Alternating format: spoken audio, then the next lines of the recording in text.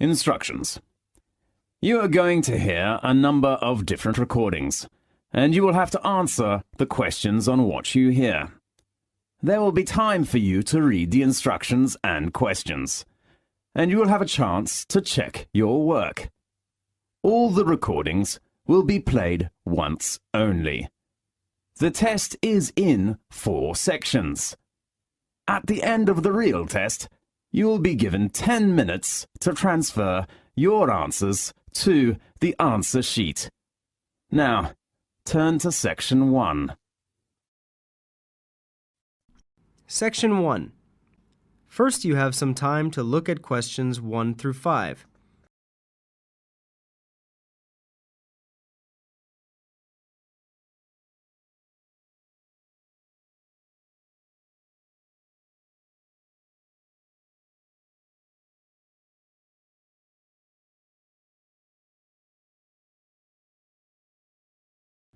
Now we begin. You should answer the questions as you listen, as the recording is not played twice. Listen carefully to the conversation and answer questions 1 to 5. School of Architecture, Professor Bert's office. Oh, good morning. I was wondering if you could give me some information about the forthcoming Architecture 21 conference. Dates, enrolment procedures, costs, that sort of thing. Well, the conference runs from the 18th to the 20th of October. 18th to the 20th of October. Oh, good. I'll still be here then. And, where exactly is it being held? Is it at the university, as in previous years? No, it's actually being held at the Pacific Hotel. We've rather outgrown the university conference facilities, so we've opted for this new venue. Right, Paradise Hotel. No, the Pacific, that's Pacific. Oh, right. And presumably we can get accommodation at the hotel? Yes, but you'll need to contact them direct to arrange that. I'll give you the number for hotel reservations. Have you got a pen ready? Yes, go ahead. It's area code 07 and then 9333 2266. And what's the registration fee? Individual fees are $300 for the 3 days or $120 a day if you only want to attend for 1 day. Are there any student concessions? There's a 50% concession for students, so that's $150 for the 3 days or $60 a day. And am I too late to offer to give a talk? Oh, I'm pretty sure you've missed the deadline for that. Oh, really? But I've only just arrived here in Australia. Is there any way I could have a paper accepted? Well, you'd need to talk to Professor Bert, the conference organiser. I can put you through if you like. That'd be great. Oh, and can I just check the spelling of his name? Is that B-U-R-T? Yes, that's correct. You have some time to look at questions 6 to 10.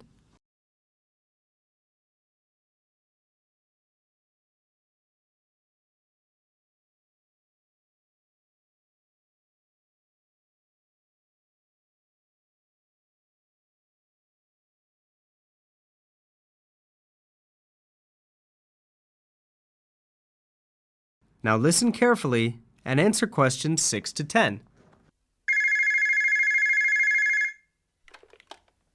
Professor Burt speaking. Oh, hello. My name's John Helston. I'm an architecture student at London University. I'm here in Australia for 3 months, looking at energy-saving house designs. Right. I'm interested in giving a talk on my research at the conference, but I believe I may have missed the deadline. Well, strictly speaking, you have. The closing date was last Friday. Oh, no.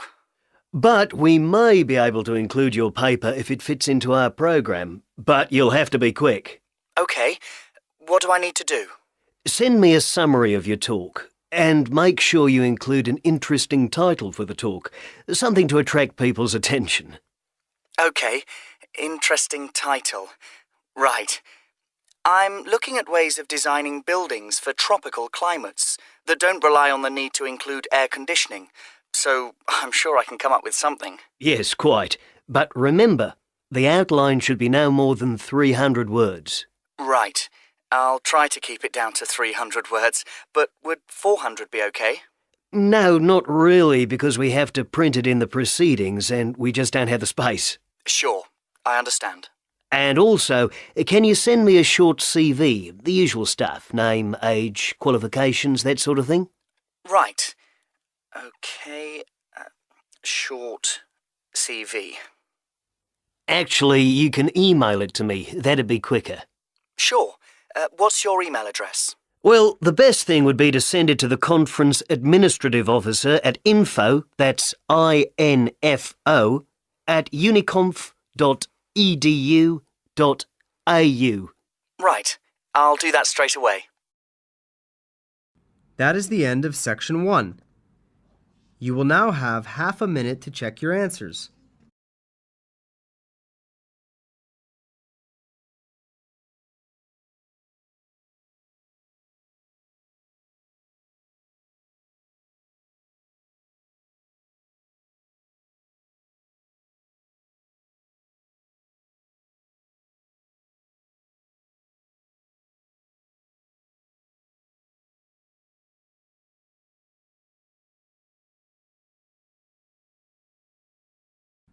Now turn to Section 2. Section 2. First, you have some time to look at questions 11 to 15.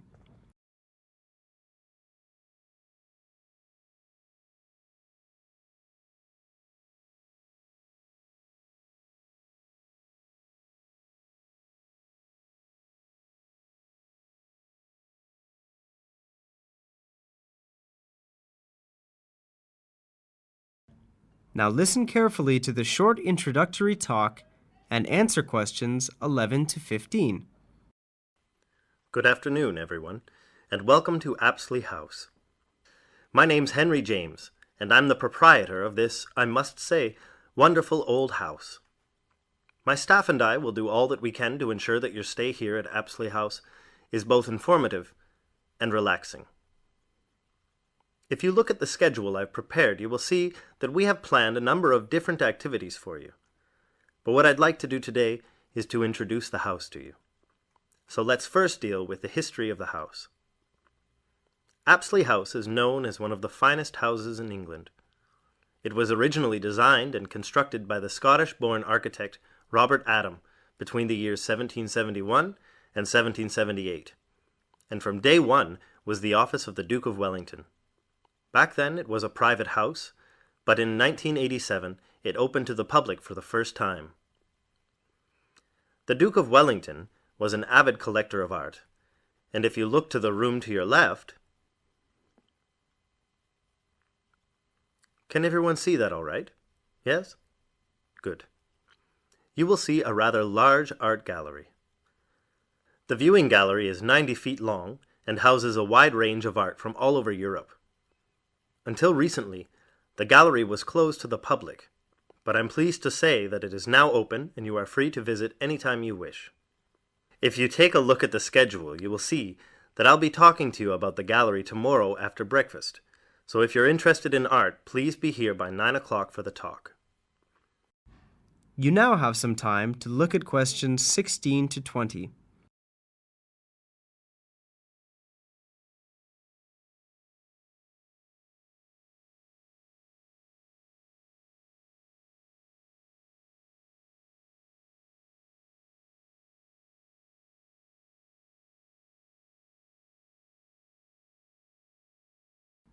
Now listen to the rest of the short introductory talk and answer questions 16 to 20. This room here, to your right, is the cafeteria. Breakfast is served from 7:30 to 8:30 a.m., although you can request breakfast in your room if you prefer. The dining hall serves a traditional English breakfast, although vegetarian food is available on request. Just let the kitchen staff know the previous evening. Outside you will find a magnificent garden. A section of the garden was converted into a car park in 1990 to make way for the growing number of visitors. Nevertheless, much of it remains and is an ideal place for you to wander and enjoy the peace and quiet, or simply sit and read. There are a lot of animals in the garden, including birds, squirrels, rabbits, and not to forget Felix the cat. Now don't be alarmed if the animals come up to you. They are used to people and very friendly. Anyway, dinner will be served at 7, so in the meantime, please feel free to simply wander and enjoy the hospitality Apsley House has to offer. That is the end of Section 2. You will now have half a minute to check your answers.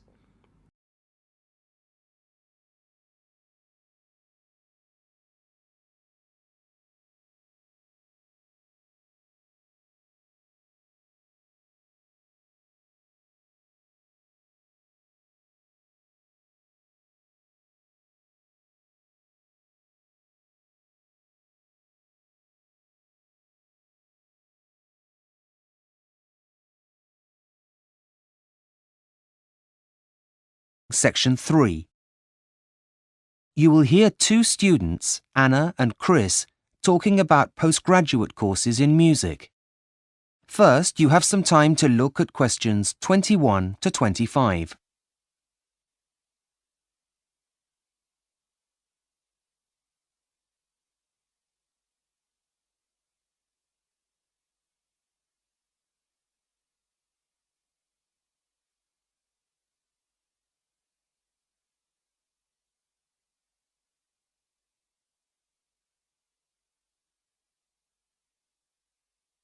Now listen carefully and answer questions 21 to 25.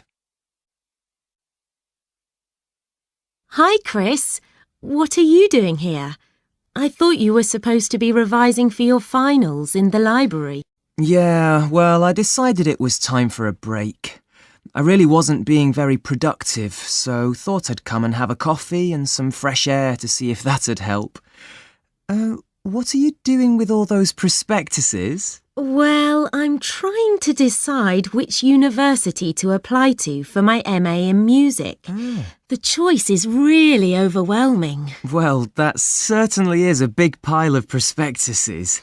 Maybe talking about it will help you at least narrow it down. I've got some time, and to be honest, it'll be a welcome distraction from my dissertation. Great! Thanks, Chris. So far, the universities that appeal the most are the Academy in London, Leeds Conservatory of Contemporary Music, and the Henry Music Institute, which is also in London. I'm not an expert, but wouldn't the Henry Music Institute be the best, as it's the one that everyone's heard of? Well, yes and no. Leeds Conservatory of Contemporary Music is also pretty famous. And although the Academy in London is less well known, they've got some excellent modules on offer. But still, it's always good to have a well-known name on your CV, even if Leeds Conservatory of Contemporary Music and the Academy in London are good. What about the entry requirements? That might help you to make a decision. Well, funny you should say that, as I was just looking at them.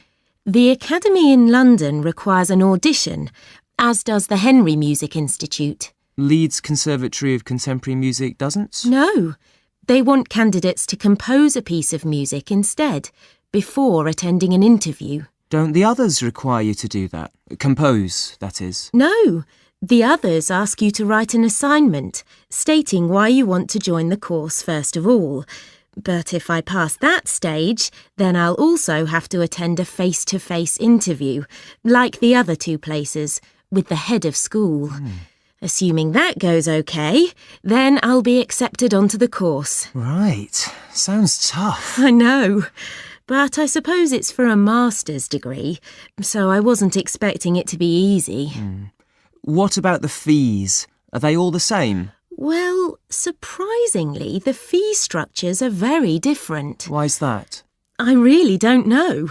But, for example, the Henry Music Institute is the most expensive, at £8,000 a year. Next comes the Academy in London, and the cheapest is Leeds Conservatory of Contemporary Music. How much are they exactly? Well, for a full-time course lasting 1 year, it's £7,000 at the Academy in London and £6,000 at Leeds Conservatory of Contemporary Music. OK. Well, what other expenses do you have to take into consideration, like train fares, for example? If you're going to be travelling home and back during the holidays, that's got to be a factor. I'm not worried about that. Though insurance is an added cost, as I'll need to make sure my instrument is covered. However, all of them require me to send in a cheque for the charges for applying before they'll process my application. Is that normal? Apparently. Can I have a look? Yes, of course. Here you are. What is it? Well, I think you might have a problem. Why? What is it? Well, it says here that the deadline is January the 9th.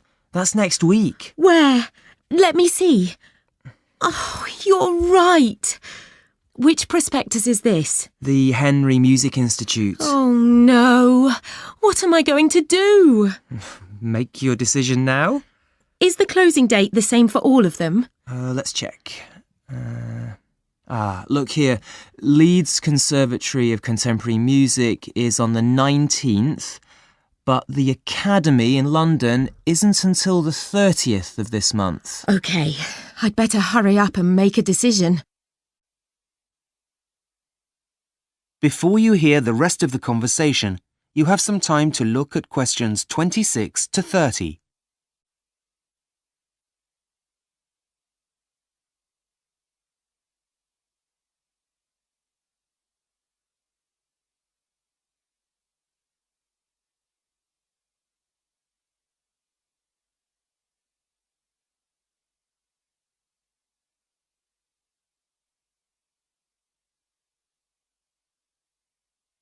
Now listen and answer questions 26 to 30. Right. Now, apart from those 3 colleges, I also wanted to have a quick flick through Northdown colleges and the one from the James Academy of Music. Look, here it is. Facilities at Northdown College. What does it say? Well, it has a library with a dedicated historical research section that's world famous. That's all very interesting, but it's not going to make me go there. OK. The Academy in London has 4 campuses all around central London. They all have large common rooms, and there's one 24-hour cafeteria at the biggest site. That's nice, but for me, the most important thing is somewhere to practice. Yes, of course. Right, now, where did I see it? OK, here it is. Look, now this is good. Leeds Conservatory of Contemporary Music has over 100 teaching and practice studios. What a luxury! Here there are only 10, and it's really difficult to find one empty, so I often have to play in the gardens. Oh dear. Anyway, that's the past, and this place looks great. Well, what about the Henry Music Institute? Look, there's a new suite with the latest that technology has to offer, and a small museum dedicated to the history of music. That's really impressive. I don't think I'm really that interested in using computers while making music, so that's not a selling point, really. But look, this place is interesting. The James Academy of Music. It comes recommended by lots of people in the music industry. And all of its courses have a business element, as well as having a professional studio for recording albums. Wow, that sounds really cutting edge. So, are you any closer to making a decision now? That is the end of section 3. You now have half a minute to check your answers.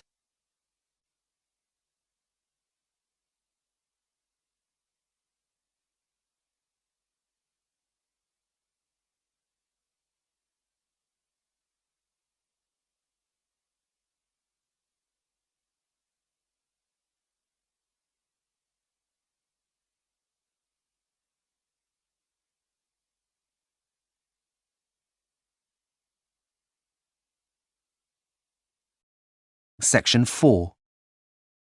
You will hear part of a student presentation on how music and art are used in the healing process.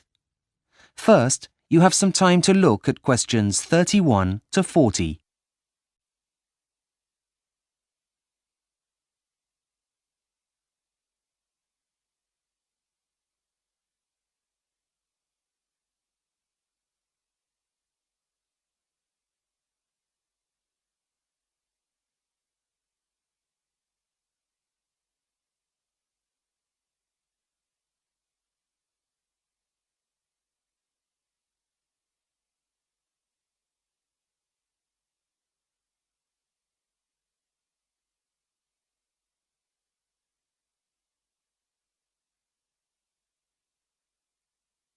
Now listen carefully and answer questions 31 to 40. Hello everyone. Before we continue with our lectures on the history of music and art, we'll be listening to Michael's presentation on how music and art are being used to help with the healing process in the 21st century. Michael, are you ready to begin? Yes, I think so. Thanks, Professor. Right, good morning all. As Professor McKinley just stated, I've been doing some research into the healing powers of art and music, and I'd like to present my findings to you today. I intend to demonstrate the positive effects of music and art on patients' emotional, social, as well as physical well-being. Let's begin by going back in time to the most famous of nurses, Florence Nightingale. Way back in 1860, Florence Nightingale wrote in her Notes on Nursing that brightly coloured flowers and art helped her patients to recover more quickly. Although her comments were viewed with scepticism at the time, she was, we believe, the first of many health professionals to state this. Over the following years, there were many other studies that tried to prove that a link between art, music, and health exists, but very few of them were strictly controlled, so the results were variable and therefore unreliable. However, one American study was different. In the 1980s, some research took place into the effects of architecture on the recovery time of 46 patients who were in hospital for a gallbladder operation. Half of the patients were kept in hospital wards with windows overlooking some trees. The other half were left in rooms that faced onto a brick wall. It was found that the ones with a nice view left hospital a day earlier and needed fewer painkillers. This study was groundbreaking, as it was the first that used controlled conditions that could be measured statistically and without bias.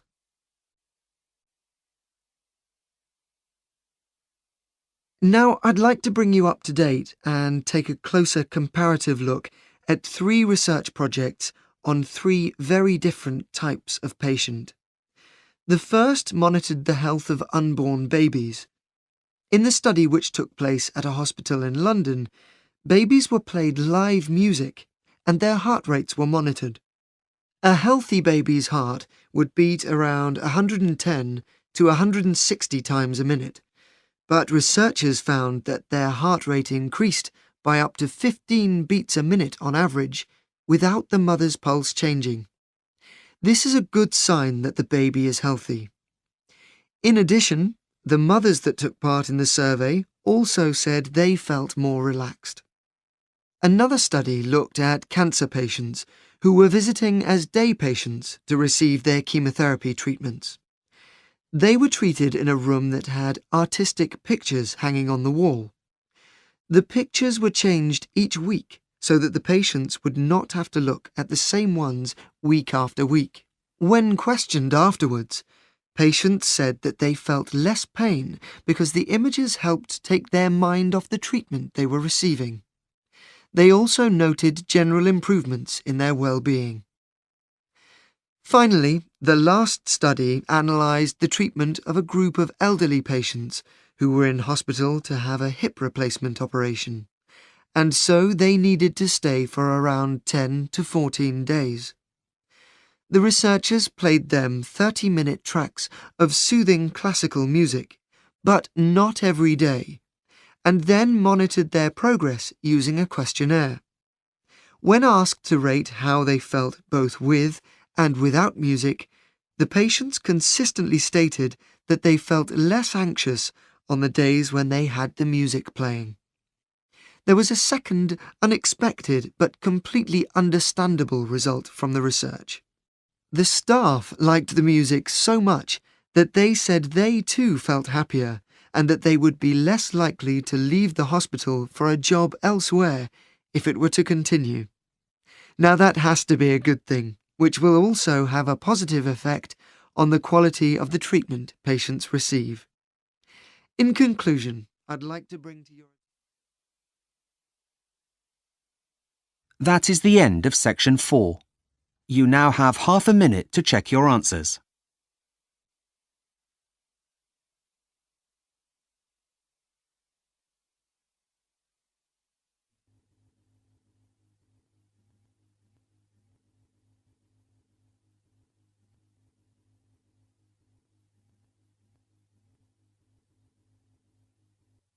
This is the end of the listening test.